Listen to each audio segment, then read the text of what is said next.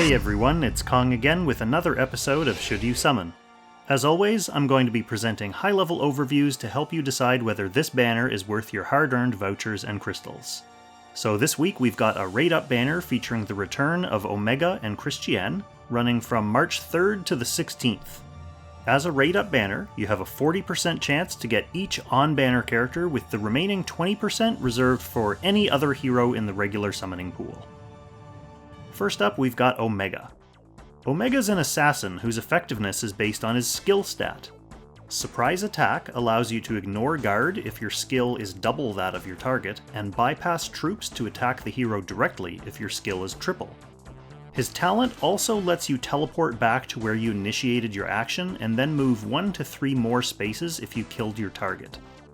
This makes him a great hit and run unit provided you can secure the kill.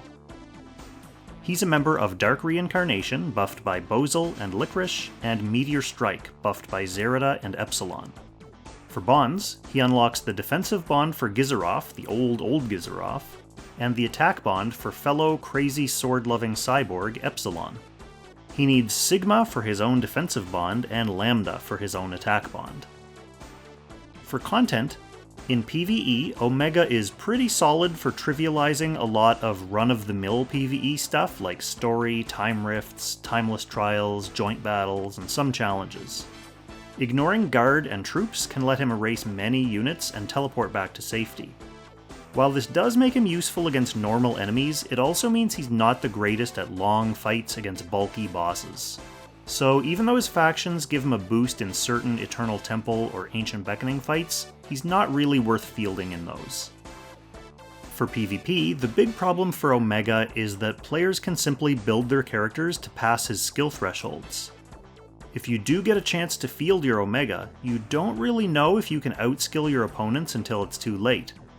If you somehow get him through the pick and ban phase and your opponent's units aren't built against him, then you're golden. Next up, we have Christiane. Christiane is a faction buffing tank. Once she sheds her talent stacks, she can revive once per battle and counterattack first. She also gets a little suite of gender-based auras and effects. If you only have female allies, they get bonus defensive stats. If you have only male allies, Christiane deals fixed damage before entering battle. If you have no allies, you do increased damage and get post-battle healing. She also has a 2-cost passive that works similarly. So if you have 3 allies on the map, nearby allies get crit protection and take reduced range damage. If you have 2 female allies, nearby allies take minus 15% magic damage. She's a member of Princess Alliance, buffed by Luna, Shelfaniel, and Christiane, Langrisser Reincarnation, buffed by Ares and Hilda, and Empire's Honor, buffed by Bernhardt, Leon, Lance, and Rosenseal. Her faction buff for Princess Alliance grants plus 3% damage dealt for every female hero on the map. Even more conveniently, her faction buff and her enhanced guard skill are part of the same skill, so you don't need to worry about taking 2 turns to buff up. Her guard increases the span of her various command auras, including Tree of Life enchants if you have that on her. It lets her counter at 2 range, it replaces her attack with 1.6 times her magic defense, and best of all, it lasts longer than the skill's cooldown, so she can keep it up perpetually. For bonds, she doesn't currently roadblock anyone else's bonds, and she needs Tsubame for her own defensive bond and Florentia for her own attack bond. For content, in PvE, like any faction buffing tank, she's a solid option to build a princess team around. She does really want her 3-cost skill though, so as a core unit, she's not the most beginner-friendly. She's on faction for Leviar and Valkyrie in the Eternal Temple and Sleipnir in Ancient Beckoning, and she's also a member of the top-scoring meta teams against Nidhogg. On the PvP side, she joins Hilda as one of the top meta tanks. She's a faction buffing tank with a revive, ranged counter, preemptive counterattack, protective auras, damage reduction, and bonus damage, and she can buff some strong meta threats in Cherie, Lucretia, and Lana. So since this is a return for both of these characters, we'll skip the quick and dirty and go right into the notes for noobs. Omega is the kind of unit that's good at a very specific thing, so he's niche, but not essential for newer players. You'll get by just fine without him. Probably the most compelling reason to summon for him right now is to unlock Epsilon's attack bond. Christiane is the highlight of the banner. If you need a tank, summon for her.